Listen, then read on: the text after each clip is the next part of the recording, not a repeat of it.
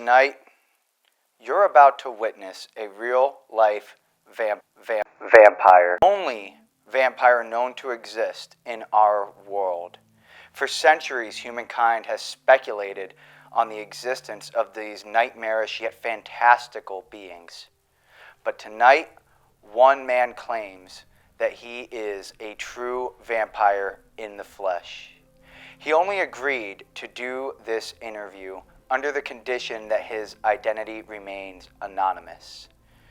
However, sit back as you are about to witness something that will change the course of history in our world forever.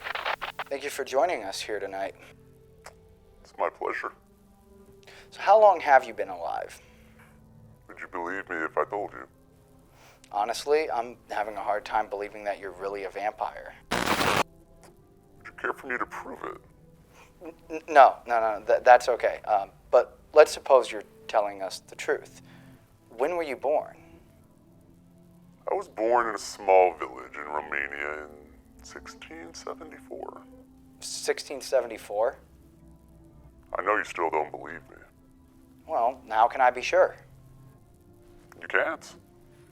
But then why have me on this show? Surely there's some glimmer of whimsy, a dash of morbid curiosity swimming around in that little head of yours. I suppose anyone would wonder a alleged 350-year-old vampire would want to talk to a news reporter. Perhaps I'm just bored. What else would you like to know? Okay, so you were born in the 1600s. When did you come to America? Are you familiar with cholera? I'm sorry? Well, one would be forgiven in thinking that a reporter such as yourself would do some homework, but we are in a new age of journalism, I suppose. Do you mind if I elaborate? By all means. So without going too deeply into the gory details, cholera is a disease marked by a bacterial infection in the small intestines. Let's say that it leads to some messy outcome, shall we? So what does this have to do with immigrating to the United States? Well, if you are a more well-read individual, you would know that this disease spread rampantly in Eastern Europe throughout the mid-1600s, and more so, it began a hive mind-like mentality towards finding something to blame. And that is?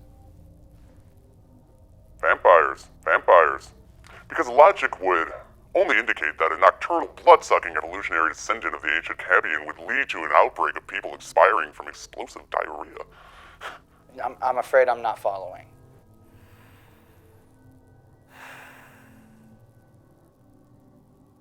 After our kind was hunched down to near extinction, I was transported overseas. In 1691, I arrived in Salem, Massachusetts. Before I elaborate, do you at least begin to grasp the gravity of that date and location? Well, that was around the time of the Salem witch trials, right? I'm impressed. Maybe you do have at least somewhat of a grasp on history, if not a very loose one.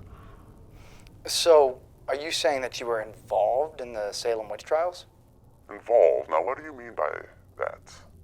Well, and I'm sorry if this sounds out of line, but I'm asking if you being a vampire led to any of the mass hysteria during that time. Look at the big brain on you. That would make sense, wouldn't it? So then, if you don't mind me asking, how did that come to be?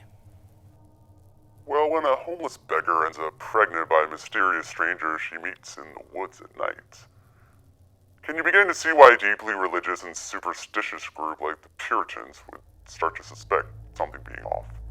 Well, yes, but there's been no records of anything having to do with vampires in Salem during the witch trials. Vampires, witches, demons, fairies, does it really matter what you name something when you don't understand it?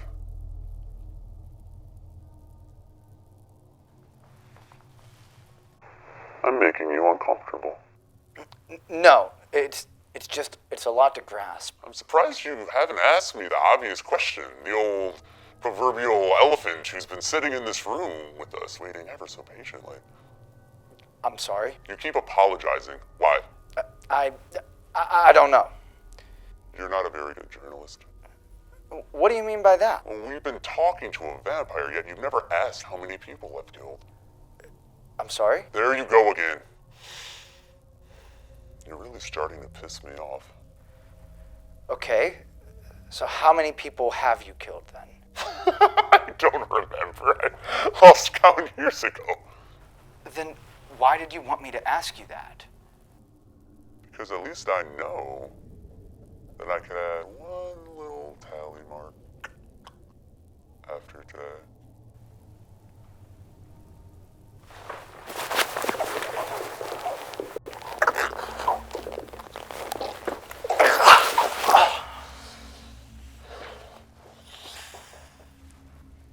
We'll be back after these messages.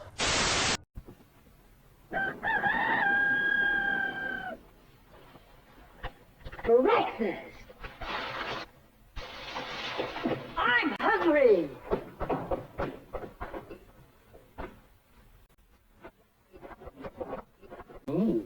The best breakfast under the big top is post-sugar rice crinkles. So crinkly, so delicious, so different. Each Grain of rice and sugar rice crinkles is crinkled with honey and sugar.